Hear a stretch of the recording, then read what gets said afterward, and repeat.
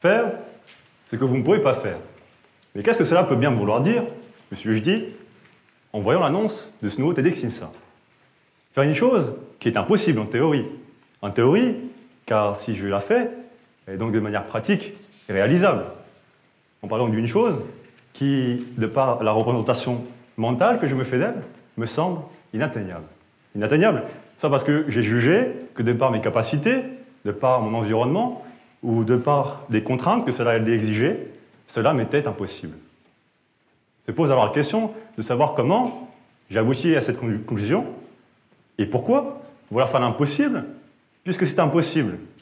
Et surtout, comment faire l'impossible?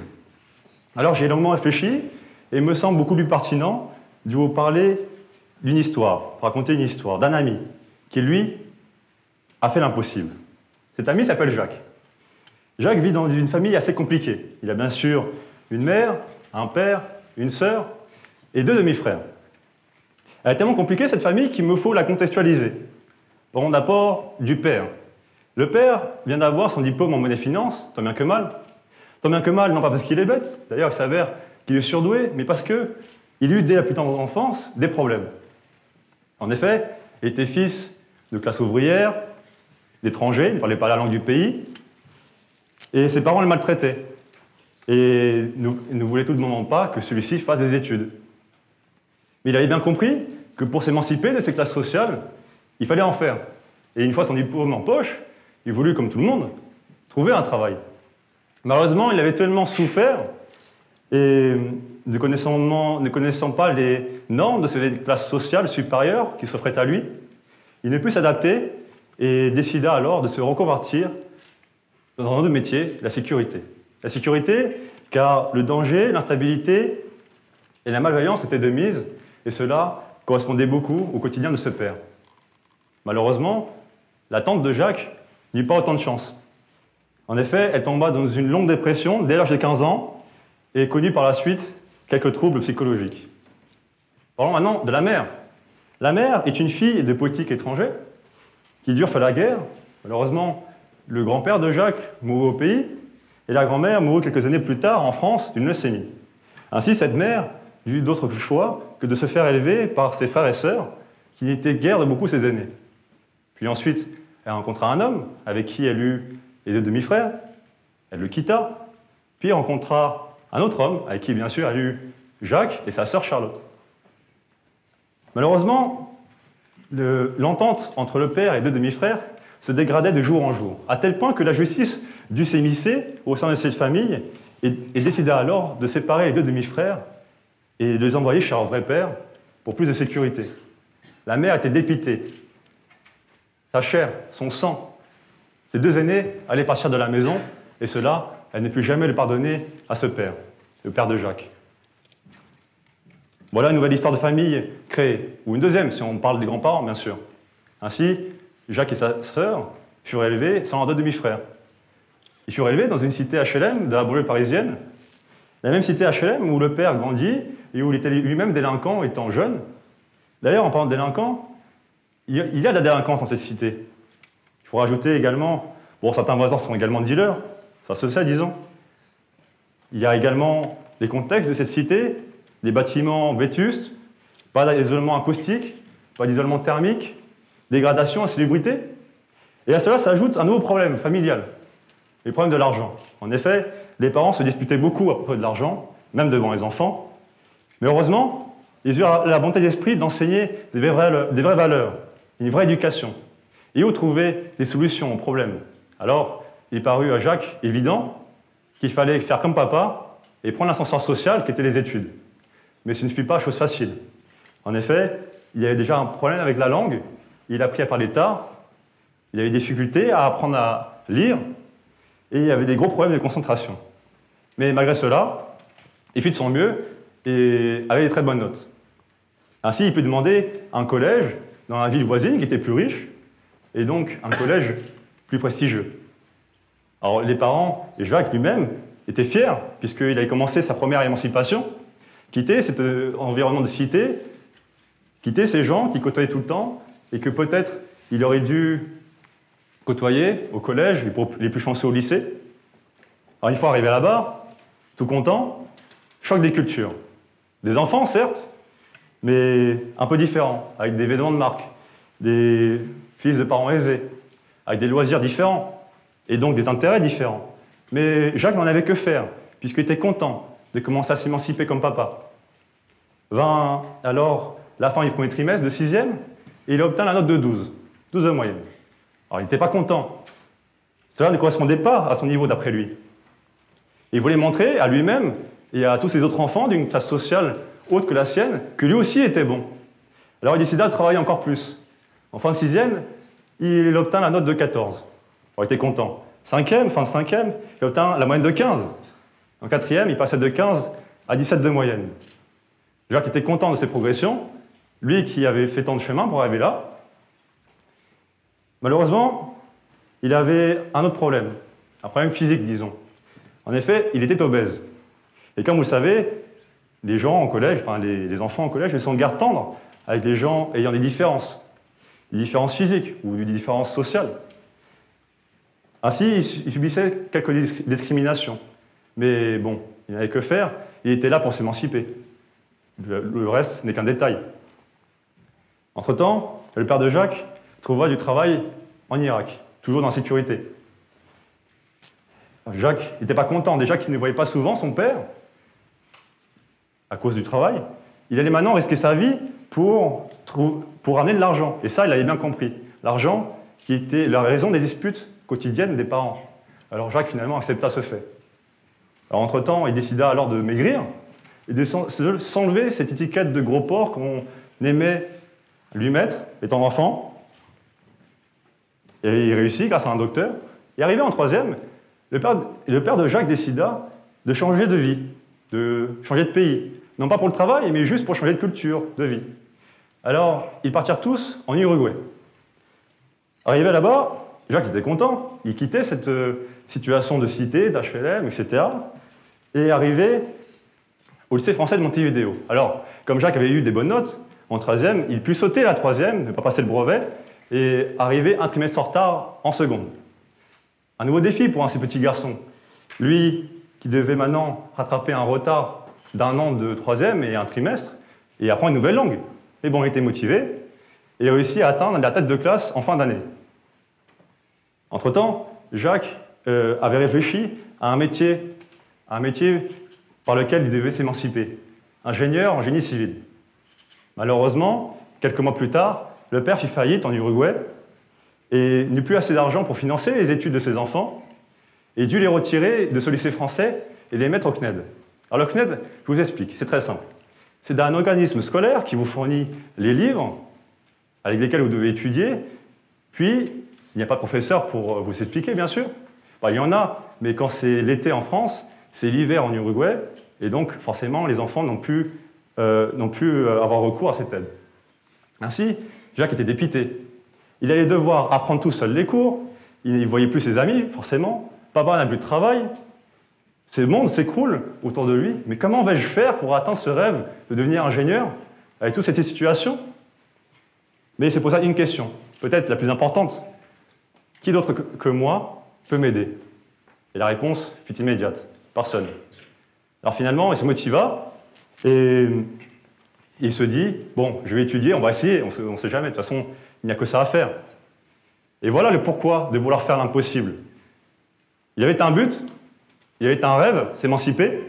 L'impossible était tout bonnement ce monde qui s'écroulait sous ses pieds, et il voulut quand même l'essayer, puisque de toute façon, il n'y avait que cela à faire.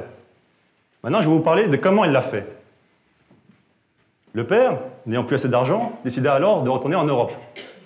La mère partit à Paris, rejoindre sa sœur, et le père et les deux enfants partirent chez les grands-parents en Italie. Les grands-parents qui, souvenez-vous, maltraitaient le père quand il était jeune, et qui avaient d'autant plus une bonne raison de le mépriser, encore une fois, puisqu'il venait une main devant et une main derrière. Ce père était sous pression. En effet, il n'y a pas sa femme à côté, il n'y a plus de travail, il a enlevé ses enfants de l'école, il ne sait pas quel avenir les attend. Et peut-être, par sa faute, il revient chez ses parents avec qui il ne s'entend pas très bien. Il y a sa sœur qui vit également dans cette maison et qui est malade. Bref, tellement sous pression qu'il se disputait souvent avec Jacques. Mais Jacques avait bien compris que ce père était sous pression et que du coup c'était normal qu'il se disputait avec lui. Ainsi, il subissait. Heureusement qu'il y avait sa sœur, la seule jeune, la seule confidente. Mais un jour, sa sœur en eut marre de cette situation, ce contexte explosif de tension qui régnait chez les grands-parents. Ainsi, elle demanda au père de partir rejoindre sa mère à Paris. Et il accepta. Jacques était malheureux. La seule jeune, sa sœur, allait partir. Mais bon, c'était pour son bien. Alors il dit au revoir avec un grand sourire. Et maintenant, il était seul. Seul face aux grands-parents, face à son père, face aux problèmes. Mais bon, il fallait bien devenir un homme, comme on dit. Ainsi, il décida de travailler encore plus pour essayer de réussir malgré ces situations. Puis vint la fin de première S. Quelqu'un de généreux lui paya le billet d'avion pour aller en Uruguay, passer son bac de français et d'histoire géo, puis il revint en Italie. Et quelques mois plus tard, il obtint les notes de français et d'histoire géo. 13 à l'écrit de français, 19 à l'oral de français, et 19 en histoire géo. Incroyable. Jacques, malgré qu'il n'avait pas de professeur, malgré ce contexte, il avait réussi à étudier et réussi peut-être à toucher du doigt cet impossible, cette émancipation qu'il voulait. Alors il se motiva encore plus pour essayer de l'attraper, cet impossible, ce rêve. Ainsi, il continue à étudier, et entre-temps, le père avait trouvé du travail au Congo, et laissa son fils tout seul avec les grands-parents. Jacques, tout seul, ne put résister pas plus qu'un mois, et demanda alors de partir rejoindre sa mère, qui n'avait pas vu depuis 9 mois, et sa sœur, qui n'avait pas vu depuis 7 mois. Arrivé là-bas, il était content, il voyait sa mère, sa sœur. Sa mère avait trouvé d'ailleurs du travail à Lidl, il fallait bien trouver de l'argent pour se nourrir. Petite anecdote, elle le laissait dormir dans son lit, et elle dormait par terre tous les jours, du coup. En effet, ils vivaient tous chez la tante de Jacques, qui avait déjà une famille de 5 personnes, et qui en plus accueillait 3 personnes dans le besoin. Heureusement. Ainsi, les jours passaient, et la mère de Jacques, un jour, se disputa avec sa sœur, la sœur de la mère. Ainsi, ils se disputèrent tellement fortement, que cette tante les jeta dehors. Et voilà maintenant à la rue. Alors Jacques était dépité, encore un problème, encore un nouveau. Mais heureusement, je vous épargne les détails, la mère de Jacques trouva un appartement dans la même cité qu'au départ, et le père revint alors vivre avec eux. Puis vint la terminale S, en 6 mois, 3 mois de séance, 3 mois pour les autres matières. Jacques repartit en Uruguay, repasser le vrai bac, stressé comme tous les enfants, bien sûr. Il ne savait pas s'il avait réussi. Il ne savait pas s'il allait avoir 10. Puis, 20 décembre 2014, les résultats. Alors, il allait à son examen, stressé, il chercha son nom. Jacques. Mon son très bien. Incroyable. Il avait réussi, encore une fois, mais cette fois-ci pour de bon, de réussir ses études. Maintenant, il allait pouvoir demander des très bonnes prépas pour devenir ingénieur. Il demanda l'une des meilleures prépas de France, le lycée Pasteur de Neuilly-sur-Seine. Alors il dut attendre décembre à septembre pour la rentrée, et septembre, la délivrance. Enfin, il allait pouvoir voir des jeunes, se sociabiliser, lui qui a été privé pendant 3 ans de cette société, de cette jeunesse. Alors au début, il était plus occupé à sociabiliser qu'à écouter les cours. Mais comme vous le savez, en prépa, le rythme est déjà assez accéléré pour quelqu'un qui vient du lycée. Alors pour quelqu'un qui vient du CNED, je vous laisse imaginer. De plus, certains professeurs avaient déjà jugé que de par le papier, au niveau du CNED, c'est impossible de réussir en prépa. Mais malgré qu'on le condamna, Jacques était déterminé. Alors, il étudia de 8h jusqu'à 23h, tous les jours, même le samedi, même le dimanche. S'ajoutent à cela les contextes de la cité et les disputes régulières de ses parents. Il s'immisçait dans ces disputes-là, puisque c'était la seule chose, sa famille, qui lui permettait d'aller plus loin, la seule chose qui était pérenne et sur laquelle il pouvait s'appuyer pour aller plus haut. Ainsi, avec tout ce contexte, vint la fin de l'année. Et Jacques avait des très mauvaises notes en mathématiques. Ça allait dans les autres matières encore, mais catastrophe en mathématiques. Ainsi, le corps enseignant lui demanda de chercher une formation, et Jacques obtint l'INSA Lyon. Il était d'accord pour partir, il était heureux de recommencer loin des problèmes, mais il y a là l'ego à genoux. En effet, il avait perdu confiance en lui. Trop de problèmes, il ne savait plus s'il était fait pour être ingénieur finalement. Et ce père qui lui dit, tu as intérêt à réussir cette année, sinon je ne paye plus tes études. D'ailleurs, mon fils, je ne sais pas si tu es fait pour être ingénieur, vu comment tu penses, c'est étrange. Alors Jacques y alla, avec peu de confiance en lui, bien sûr. Mais bon. Puis il passa la première année à l'INSA de Lyon, il réussit. Et en deuxième année, il y avait des très bonnes notes, mais pas assez pour lui. Alors, il se dit que c'est peut-être l'émotion, finalement, l'émotionnel qui était en cause dans l'histoire. Alors, il alla chez le psychothérapeute. Là-bas, il put déposer les armes. Et il découvrit que finalement, il ne ressentait plus la peur, plus l'amour, plus le stress. Et ça a été dû à cette carapace qui s'était forgée tout au long de ces années pour se protéger.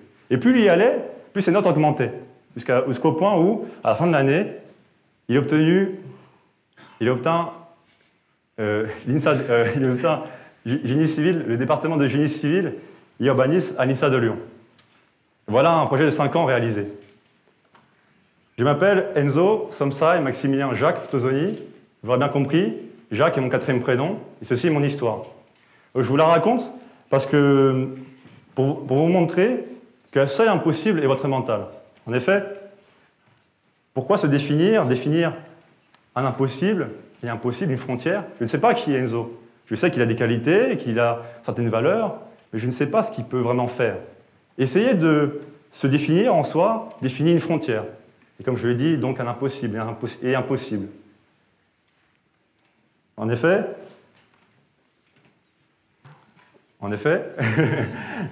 putain, j'ai un putain de trou là.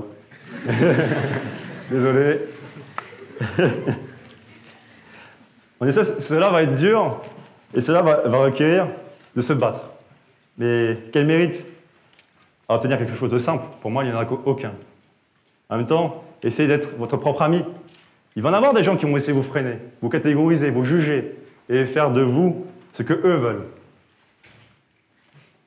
Mais c'est à vous d'imposer vos rêves et d'y parvenir. En effet, vaut mieux vivre ses rêves que rêver sa vie. Cela va suggérer des efforts, de la motivation, beaucoup de recul, mais surtout de l'échec. Il ne faut pas avoir peur d'échouer. Cet échec qui a été normalisé, où on dit « Ah, tu t'es trompé. Ah, c'était nul ce que tu as fait, c'est pas bien. » Non, selon moi et mon expérience, soit l'on gagne, soit l'on apprend. Et l'échec est la meilleure des leçons. En effet, elle vous a marqué, et cette leçon restera tout le temps. Alors je finirai ce discours avec un conseil qui m'a suivi toute ma vie, et dont je l'ai fait ma devise. Aidez-vous vous-même, et le ciel vous aidera. Merci.